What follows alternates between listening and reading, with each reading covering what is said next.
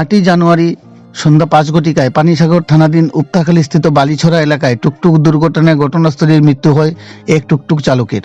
ঘটনার বিবরণে জানা যায় যে ধর্মনগর মহকুমার অন্তর্গত দক্ষিণ গঙ্গানগর গ্রামের 5 নং ওয়ার্ডের বাসিন্দা মৃত মিলন চক্রবর্তী এর 52 বর্ষীয় পুত্র পেশায় গাড়ি চালক অজিত চক্রবর্তী নিজ টুকটুক নিয়ে বালিছড়া এলাকায় এক ব্যক্তিকে নিতে এসে ওই বাড়ির সম্মুখে এবড়ো খেবড়ো রাস্তায় পড়ে গিয়ে দুর্ঘটনায় পড়ে এবং ওর মাথায় প্রচণ্ডভাবে জখমপ্রাপ্ত হয়।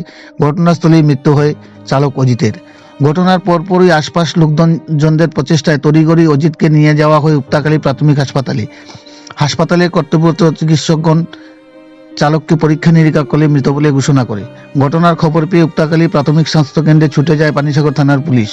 আইনি প্রক্রিয়া মোতাবেক রাত্রিতেই মৃতদেহ নিয়ে আসা হয় পানিসাগর মহকুমা হাসপাতালের মর্গে।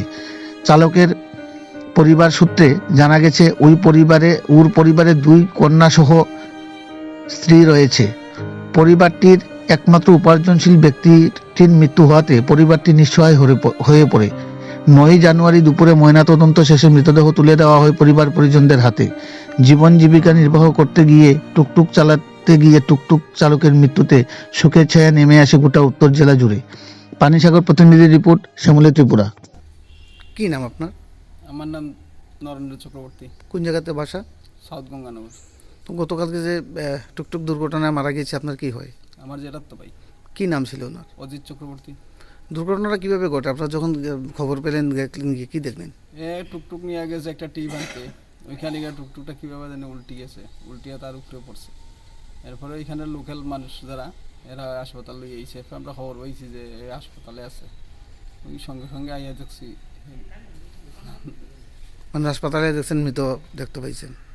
তো কি ডাক্তারবাবু কি হয়েছে? ঘটনাস্থলে কি মারা গেছে নাকি হসপিটালে আনার পরে মারা গেছে? তাই নিয়ে এখানে আবার পরে মৃত ঘোষণা করছে। এমনি উনি গাড়ি চালাইতো না? ঘটনাটা যেখানে ঘটছে এই জায়গাটার নাম কি? এটা বালুছড়া, এমনি বালুছড়া ধরা হয়। ওনার পরিবারে কে কে রয়েছে এখন? তারপরে তার স্ত্রী আছে, 2টা মেয়ে আছে, একটা মেয়ে বিবাহ হয়ে গেছে আর একটা মেয়ে এমনি রয়েছে। পরিবারের উপার্জনশীল একমাত্র তিনিই ছিলেন। হ্যাঁ।